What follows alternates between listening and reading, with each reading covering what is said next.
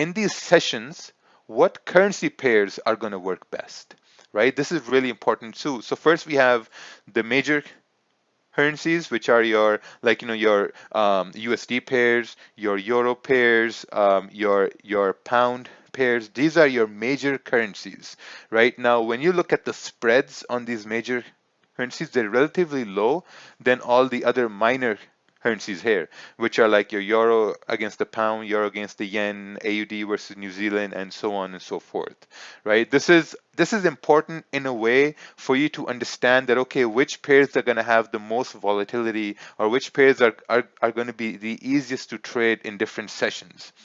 Now, one thing really important to note is how are currencies correlated in different sessions.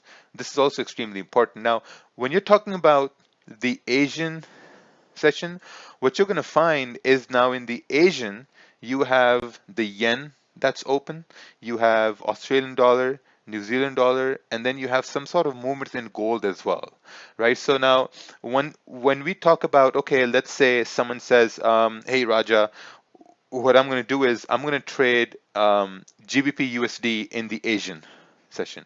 So let's logically think about it. Is the pound open in Asian? And the answer is going to be no. And then you say, okay, is the USD open in Asian? And the answer is still going to be no. So it makes no sense to look at GBP USD or GBP CAD to trade in the Asian, right? Because you need to look at the pairs that are actually open in that session. Let's say we have your, where's my marker over here? Let's say we have your USD JPY. Let me just write down over here. Let's say you have USD JPY, you have GBP JPY, and then you have Euro JPY, right? So now this will be sort of interesting here for some people. Now, when you're looking at USD JPY in the Asian, you're going to notice that there's only JPY that's open in USD JPY, there's only JPY that's open in GBP JPY, and there's only JPY open in Euro JPY.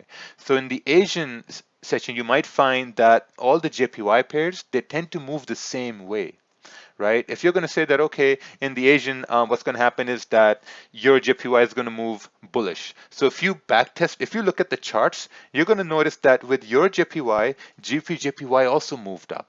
USD JPY also moved up. CHF JPY also moved up, because they all are open in this, like only one currency is open in the Asian session, right? If you look at, let's say, AUD JPY, what you might find is that maybe AUD JPY, it may not move as these two pairs move.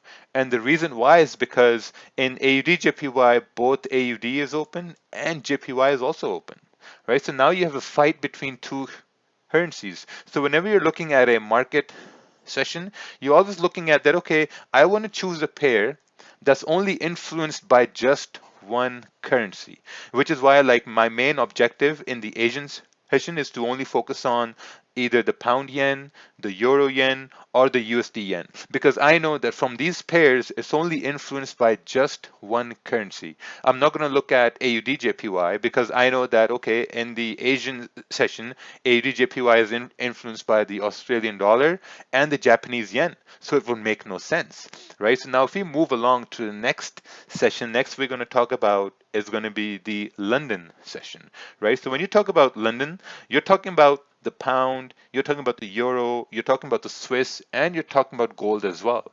So the same thing applies in the London session here. Now, one most important thing is that currencies have both strengths and weaknesses, right? And the easiest way to identify strength and weakness is just by looking at the chart and see what the correlations are. So we're going to talk about that later on there as well.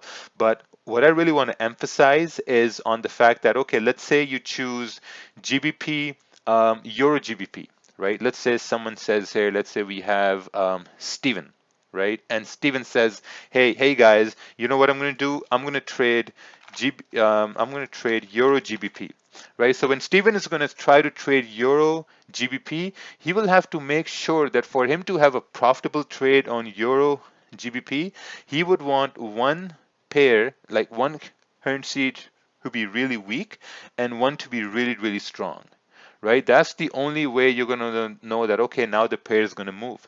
But if both currencies are strong, then there's a very, very high chance there's going to be some sort of consolidation. Then it's going to get really hard to trade, right? So for someone like, let's say myself, if I was a new trader and if I chose the London session to trade, I would maybe go ahead to focus on maybe GBP USD or GBP JPY, Euro JPY, Euro USD. I would want to choose a pair which is only influenced by just one currency. It just makes sense in that aspect, right? So now when we move along to the New York session, now you have an entire stable of currencies that are open. You have the USD is open, you have CAD is open, you have pound is open, you have Swiss and gold. Right now, gold is mostly moved based on the Australian dollar, because like with the Australian dollar, gold is directly correlated. I don't expect anyone to use this information based on their trading because it's a little bit of an advanced concept. You have gold is also influenced by the US dollar. Gold is also influenced by the yen because they're both safe havens. Now, when you talk about the New York session, one mistake I see people make is that they will say, okay, I'm only going to focus on GBP